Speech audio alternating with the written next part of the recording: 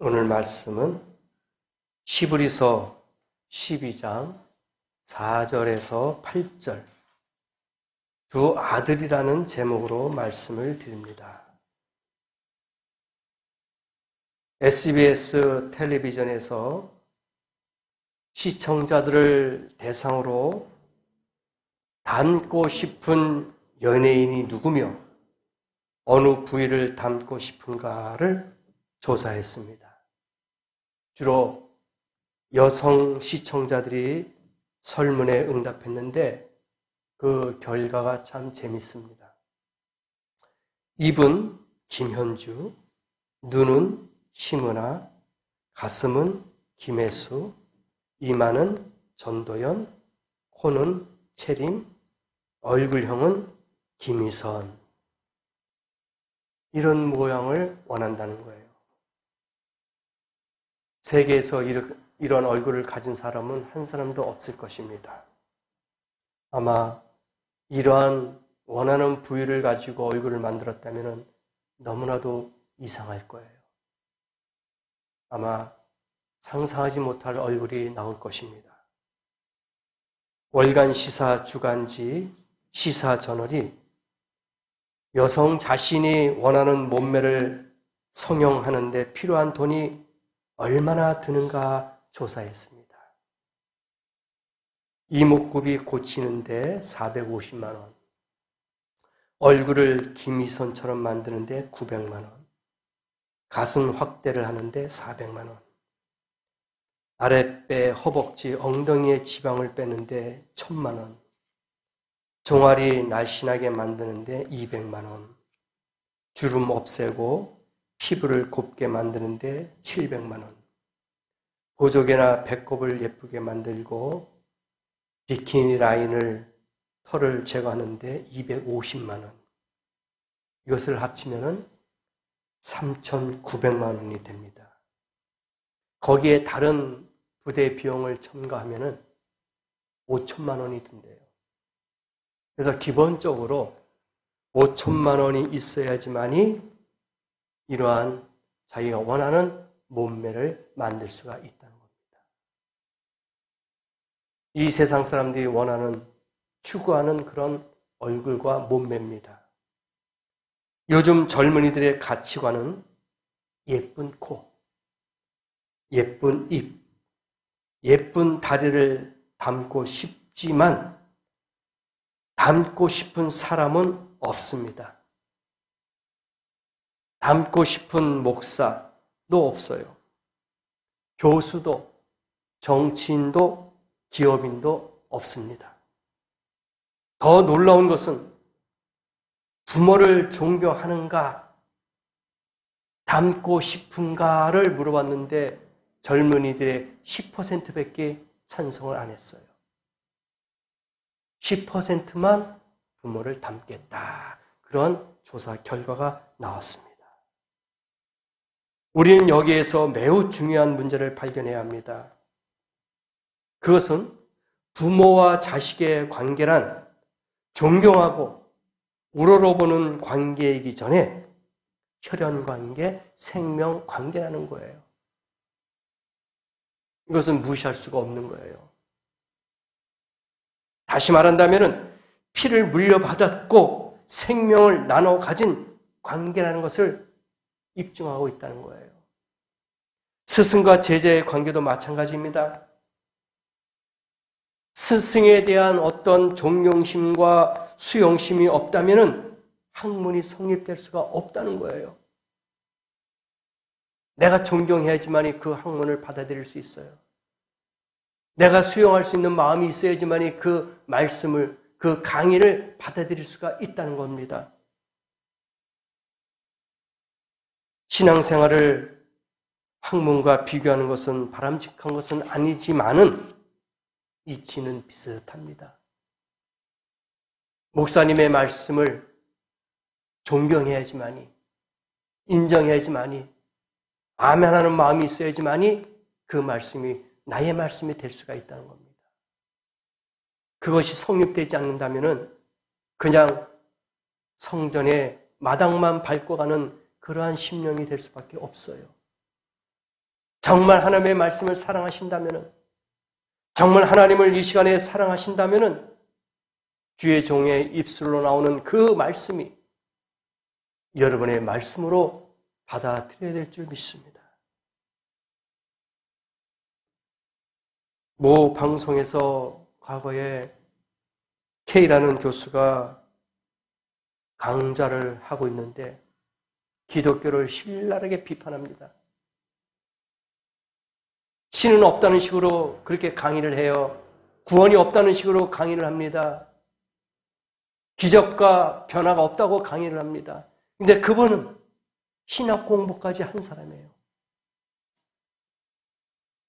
근데 이런 말을 한다는 것 자체는 뭐냐? 그 사람에게 구원이 없다는 거예요. 그 사람은 신학을 공부했지 하나님에 대해서 모른다는 거예요. 학문으로만 신학을 했지 믿음과 신앙으로는 신앙을 하지 못했기 때문에 그런 악한 일을 한다는 거예요. 이게 중요한 문제입니다. 교인은 교회를 사랑하고 지켜야 합니다. 자녀는 부모를 사랑하고 존경하고 그 가르침을 받아야 됩니다. 직장인은 그 회사에 내일처럼 열심히 최선을 다해서 일을 해야 됩니다. 이것이 우리가 이 사회에서 살고 있는 법칙이에요. 교회는 교회를 사랑하고 주의 종을 사랑하고 자녀는 부모를 사랑하고 직장인은 그 자기의 일터를 사랑하고 그 회사를 사랑하는 그런 마음이 있어야 된다 이겁니다. 이것이 없이는 우리가 깊은 일들을 할 수가 없다는 거예요. 존경할 수도 없고 신뢰할 수도 없고 믿을 수도 없다는 겁니다. 자녀는 부모를 사랑하는 것이 의무예요. 근본이란 말입니다. 그리고 가르치고 그 가르침에 따라가야 됩니다. 그것이 인생의 정도예요. 교회는 교회 나와서 하나님 말씀을 믿고 그 가르침에 따라가고 순종하고 확신하는 것이 정도란 얘기입니다. 본문은 우리에게 두 아들에 관해서 교훈하고 있어요. 본문에 등장하는 중요한 단어들을 먼저 찾아봅니다. 5절 보세요. 아들들 그렇게 나와요. 내 아들이라는 말이 있고 6절을 보면 사랑하는 자 그렇게 나와요. 받으시는 아들. 또 7절에 보니까 아들과 같이라고 했고 8절에서는 사생자 참 아들 이렇게 이야기하고 9절에서는 육체의 아버지 영의 아버지 그렇게 나옵니다. 연속적으로 아들이라는 말이 반복되는가 하면 아버지도 나와요. 계속해서 아들, 아버지. 거기에 5절, 6절, 7절, 8절, 9절 계속 다 나와요. 한 절도 빠짐없이 아들이라는 말이 나옵니다. 여기에서 두 가지 교훈을 우리가 찾아볼 수 있어요. 첫 번째 뭐냐? 두 아들이 있습니다. 두 아들이 있는데 이 두 아들이란 8절에서 말씀하신 대로 사생자와 참아들 두 사람이에요. 한 사람은 사생자, 한 사람은 참아들. 두 아들이 있어요. 이 사생자란 정상적 결혼 생활을 통하지 않고 낳은 아들을 말하고 있어요. 이게 사생자입니다. 법적 권리가 없어요. 유산 상속도 되지 못합니다. 정상적인 방법으로는 호족에도 오를 수가 없어요. 법적으로 아무런 효력이 없어요. 주장하고 내세울 만한 것도 아무것도 없단 말입니다. 이게 사생자예요. 그러나 참 아들이란 정상적 부부관계를 통해서 낳은 아들이고 상속도 가능합니다. 법적 보호도 가능합니다. 부모의 모든 것을 다 재산, 유산으로 받을 수가 있어요. 법적으로 인정을 받을 수 있어요. 이게 참 아들이에요. 그러니까 법적으로 혼인을 한 부부 사이에서 난 아들만이 참 아들이란 얘기예요. 그러나 그 외에 태어났던 아들들, 딸들은 다 사생자란 얘기예요. 법적으로는 아무 근거도 없고 효력도 없어요. 모든 것에 불이익을 당할 수밖에 없는 겁니다.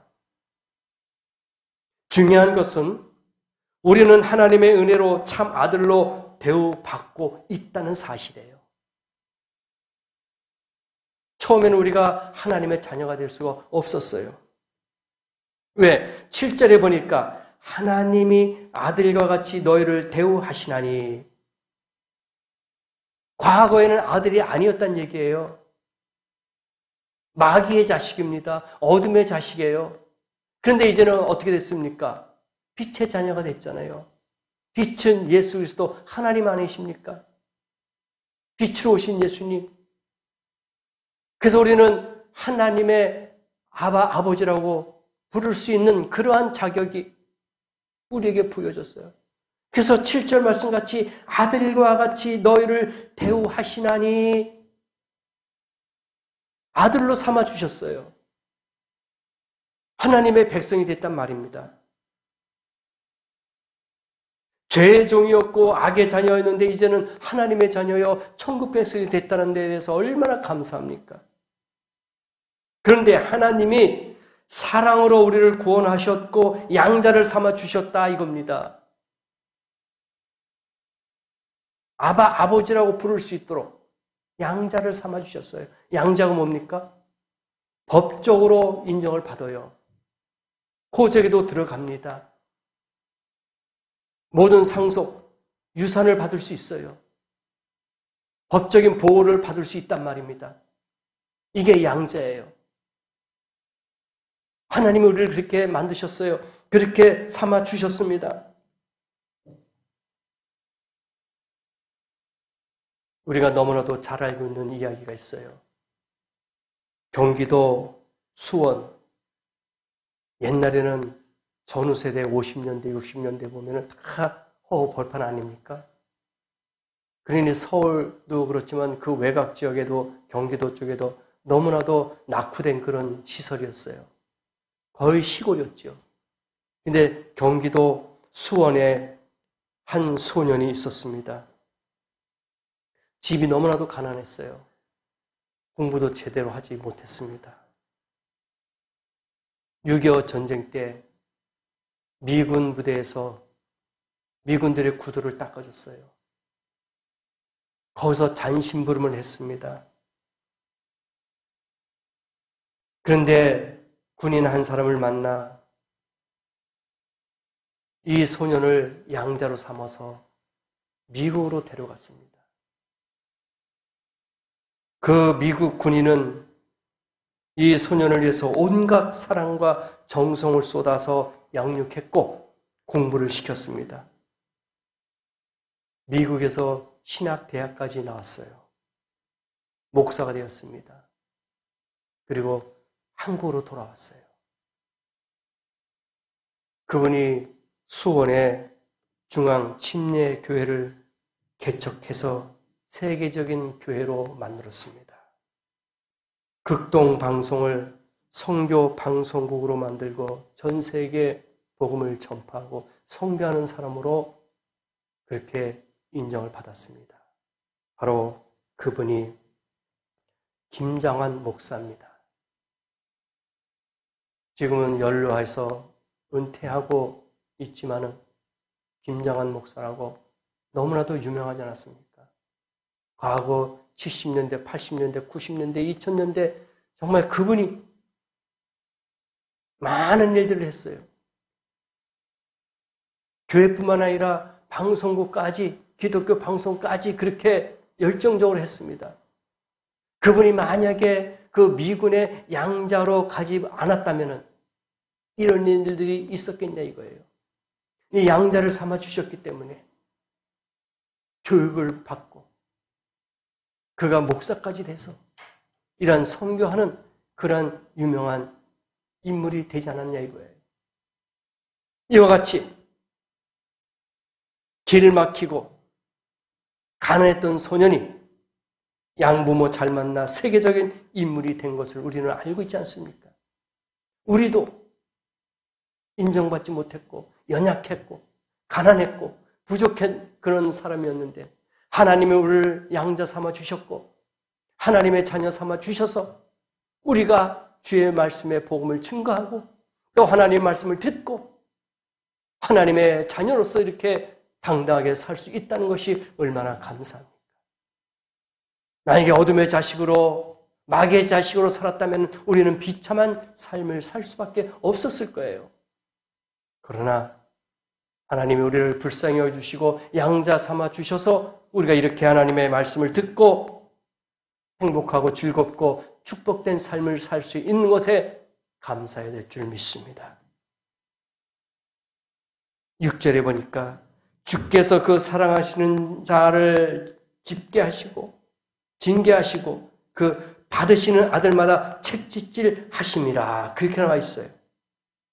사랑하시는 자를 징계하신대요. 그리고 채찍질 하신대요. 왜 그렇습니까? 왜 징계하고 채찍질 하십니까? 8절에 보니까 징계는 다 받는 것이오늘. 징계는 누구든지 다 받는데요. 만약에 그것이 없으면 어떻게 해요? 사생자여 참 아들이 아니다. 징계를 받았기 때문에 채찍을 맞았기 때문에 참 아들이 됐다는 거예요. 그것을 하지 않으면 사생자라는 얘기예요. 그렇잖아요. 여러분 보세요. 참 아들은 내가 때리고 훈계하고 채찍질할 수 있어요. 그러나 사생자, 남은 때리면은 이거는 아동학대예요. 폭행입니다. 감옥에 가야 돼요. 벌을 받아야 됩니다. 그런 차이란 말입니다. 내 아들이기 때문에 사랑하기 때문에 교육적인 차원에서 징계하고 채찍질할 수가 있다는 것이죠. 야단치고 매를 때립니다. 이게 참 아들과 아버지의 관계예요. 이것이 없으면 사생자입니다. 우리가 우리 사랑하는 아들, 딸들이 잘못하면 어떻게 합니까? 야단치죠. 매를 가합니다. 징계를 줘요. 그러나 사생자는 그렇지 않다는 거예요. 그렇게 할 수가 없다는 겁니다. 우리는 하나님의 자녀 아닙니까? 그래서 하나님의 징계와 채찍질이 있는 거예요. 그거 없으면 사생자래요. 남이란 얘기입니다. 우리는 하나님과 남이 아니잖아요. 아버지 하나님과 아들 그런 관계 아닙니까? 그래서 우리가 징계도 달게 받는 거예요. 채찍질도 달게 받는 것입니다. 서울 시내의 모 상업여자 고등학교 이야기입니다. 선생님들이 아이들을 야단칠 수가 없답니다. 과거에는 조금 그게 효과가 있었죠. 근데 지금은 선생님들이 아이들을 중고등학교는 고등학교를 떠나서 초등학생까지도 훈계하지 못해요. 채찍질하지 못합니다. 인권을 찾고, 교육을 찾고, 그런 거 여러 가지로 이제는 선생님들이 학생들에 대해서 어떤 물리적이라든지 여러 가지로 정신적인 거라든지 가하지 못합니다. 힘들어졌어요. 교육이 어려워졌습니다. 야단칠 수가 없어요. 야단을 치면 오히려 선생한테 덤비고 오히려 선생을 폭행합니다. 우리가 많이 매스컴을 통해서 봤잖아요. 막 사진도 찍고 매도 때리고 선생한테 막 달려들어요.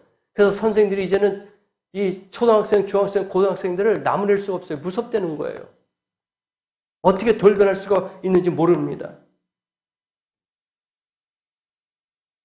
그래서 선생님이 너 학교 오지 마. 그렇게 이야기했대요. 때릴 수는 없고 어떤 방법이 없잖아요. 그래서 이 선생님이 그 상업고등학교, 여자 상업고등학교 여학생 하도 문제 있으니까 너 학교 나오지 마 하니까 학생이 예 알겠습니다 하고 난 다음에 다음 날부터 안 나온대요. 그러면 그 학생이 뭐 뉘우치고 반성하고 나올까요? 아닙니다. 학교 안 나오고 뭘 하나 알아보니까 가발 쓰고 야간 업소, 유흥업소에 나간다는 거예요. 거기서 돈을 좀 벌고 논다는 거예요. 세상이 이래요. 옛날에는 부모님이나 선생님이 뭐라고 하면은 잘못했습니다. 용서해 주세요 하고 반성하고 빌었는데 지금은 그게 아닙니다. 이제는 대들고 덤벼요. 무섭습니다.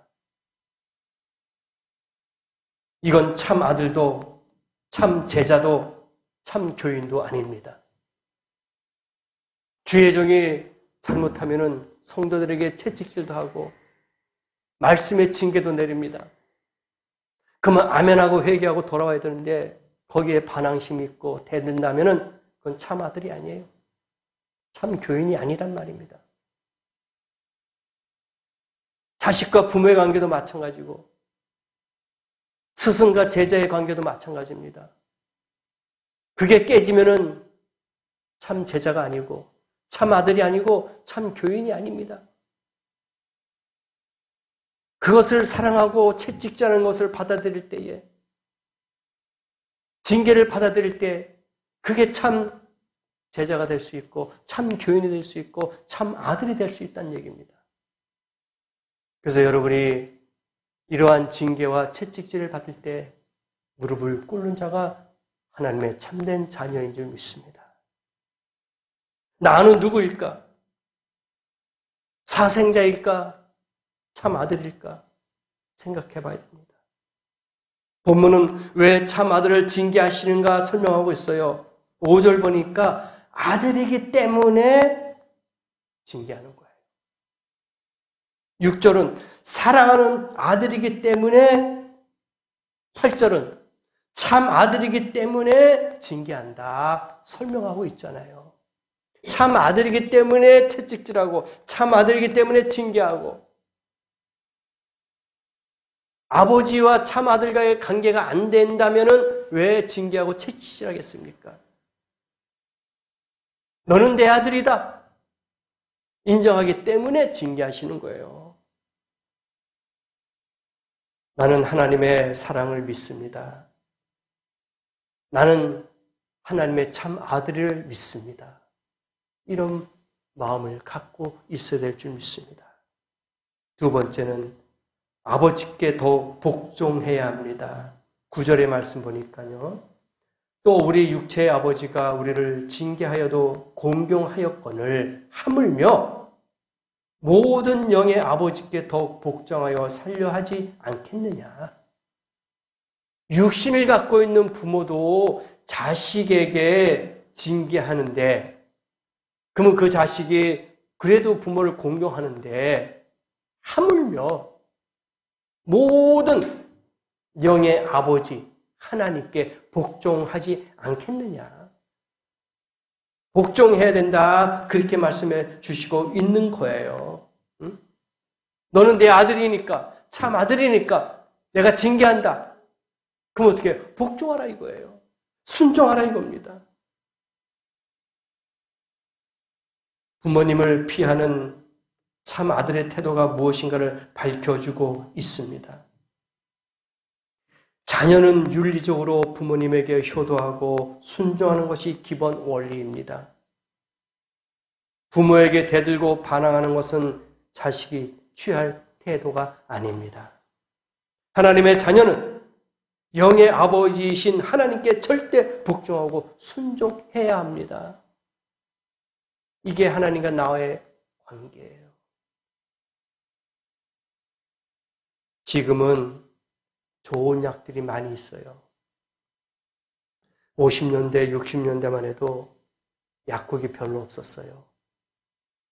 그때는 약국보다는 약방, 그냥 조그만 가게에 약 몇 가지만 갖다 놓는 뭐 소화제라든지 진통제라든지 뭐 몇 가지만 갖고 있는 그러한 약국이 많이 있었어요.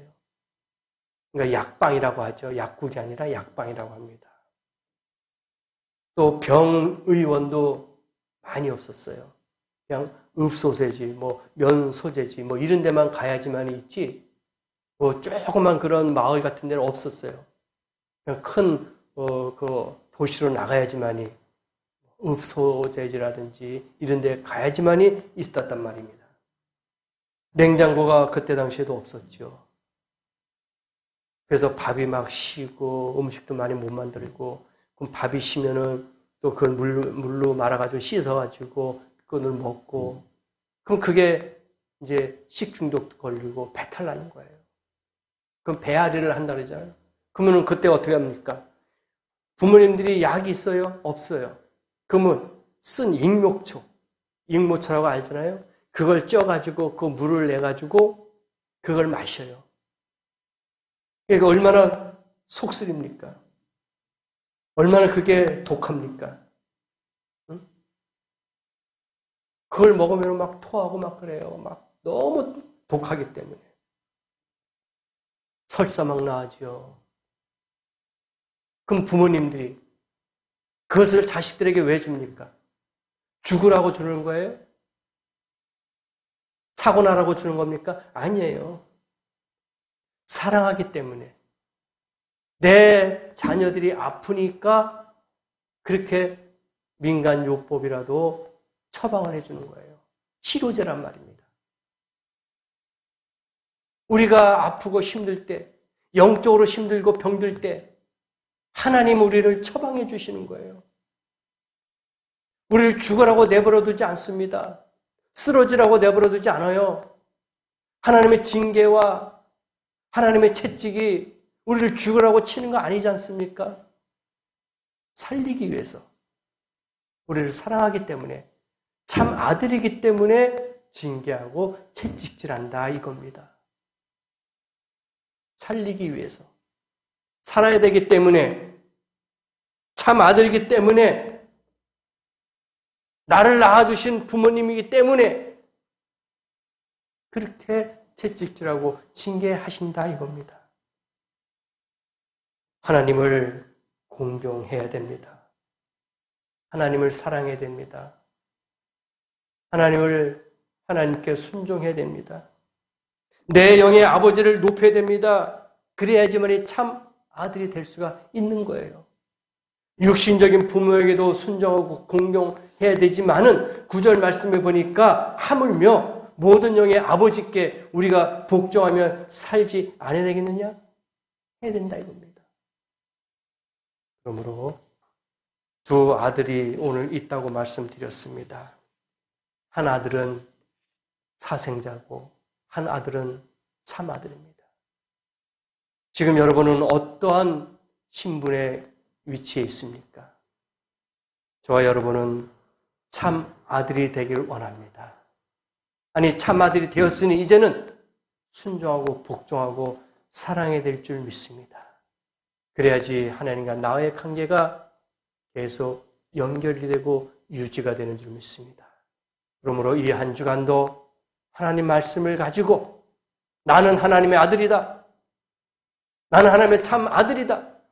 이런 긍정적인 이런 자부심을 가지고 한 주일 또 하나님 앞에 승리하면서 하나님과 좋은 관계로 축복받고 행복한 삶을 사는 복된 성도가 되시기를 예수님의 이름으로 축복합니다.